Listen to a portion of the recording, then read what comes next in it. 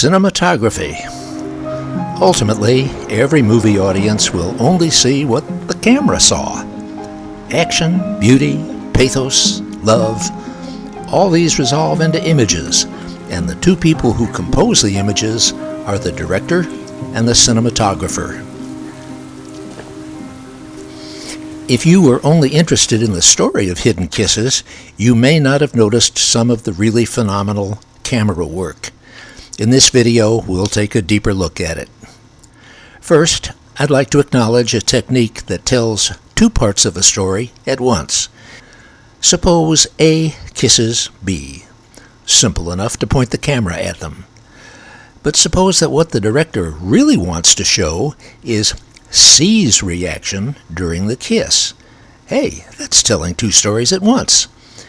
It isn't new, but in Hidden Kisses, it is used beautifully. Here's the climactic scene on the factory roof, and we see Stefan's profound realization that the boys are really in love. The director and the cinematographer have made magic. They use the technique many times, giving insight and impact to the various scenes. In the greenhouse, from both directions. Louis' profile as mother and father question him.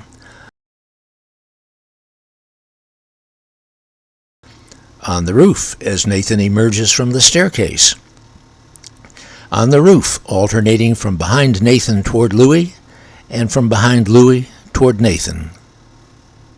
The roof scenes also have some excellent special effects.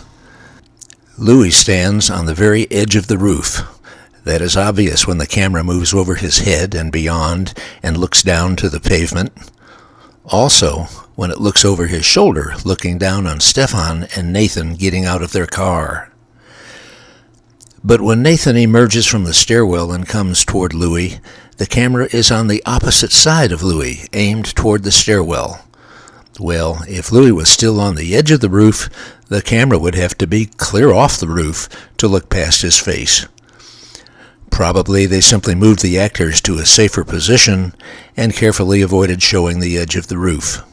But did you notice that at one point, as Nathan approaches Louis, he glances down as if worried about how close he was getting to the edge?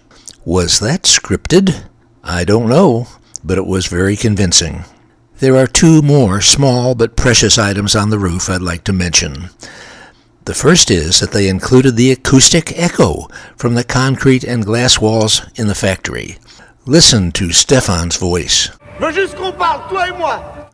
Listen to Nathan's footsteps.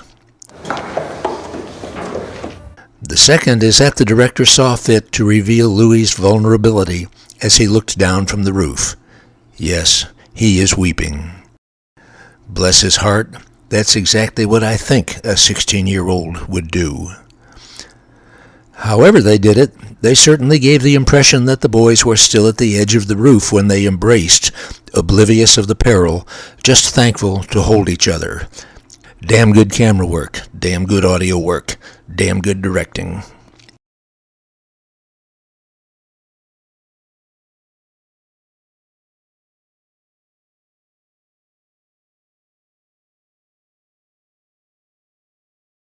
The shots in Nathan's bedroom featured dim, intimate lighting and great perspective. The facial close-ups did not have exaggerated noses, as might have been produced by regular lenses. So, did they use longer focal-length lenses? Maybe. But that would have taken a lot of trial and error in the subdued light. A bit technical, I know, but that's difficult, painstaking work. Kudos to the cameraman. I admit that I'm very particular about camera work. I'm a photographer myself, but if this movie had a photographic flaw, I simply never saw it. They did a wonderful job, and it was my pleasure to see it. I'll end here by leaving you with my 3 favorite clips in the video. If you'd like to mention your own, please post a comment.